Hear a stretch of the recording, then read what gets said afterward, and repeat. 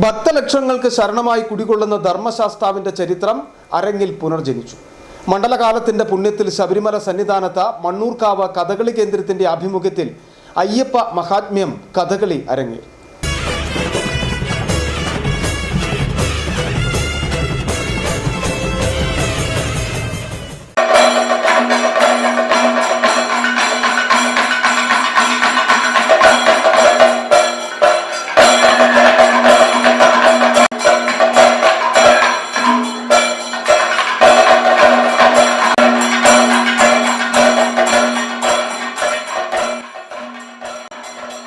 ജനാർദ്ദനൻ പോറ്റിയുടെ രചനയാണ് അയ്യപ്പ മഹാത്മ്യം.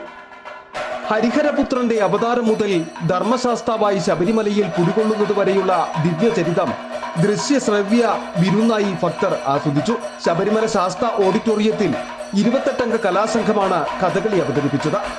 കഥകളി പ്രേമികളെ ഏറെ ആകർഷിച്ചത് 61 വയസ്സുകാരനായ കലാമണ്ഡലം ബാലകൃഷ്ണൻ മുതൽ 7 വയസ്സുകാരനായ അദ്വൈത് പ്രശാന്ത് വരെയുള്ള 3 തലമുറയിലെ കലാകാരന്മാരുടെ അർപ്പണമായിരുന്നു.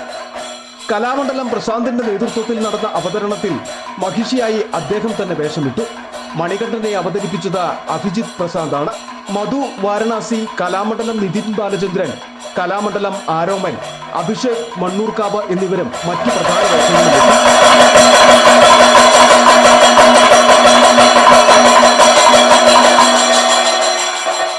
മാതാവിന്റെ രോഗശമനത്തിനായി പുലിപ്പാലി തേടി കാട്ടിലെത്തുന്ന മണികണ്ഠൻ മഹിഷിയെ നിഗ്രഹിച്ച പുലിവാഹനനായി പന്തളം രാജസന്നിധിയിൽ എത്തുന്നതും ധർമ്മശാസ്താവായി ശബരിമലയിൽ ഭക്താശ്രയമായി കുടികൊള്ളുന്നതും ഉൾപ്പെടെയുള്ള രംഗങ്ങൾ ഭക്തി നിർഭരമായിരുന്നു.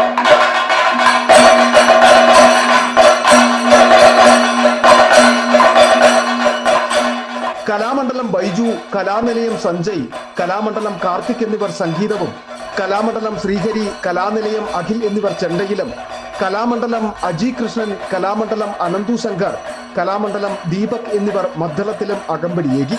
ചിങ്ങോലി പുരുഷോത്തമൻ, കലാനിലയം വിഷ്ണു എന്നിവർ ചുട്ടി ചെയ്തു. പേരുവഴി വാസുദേവൻ പിള്ള, പത്മന അരുൺ, പത്മന അശോകൻ, മുകുന്ദപുരം വിനോദ് തുടങ്ങിയവർ അണിയറയിൽ പ്രവർത്തിച്ചു.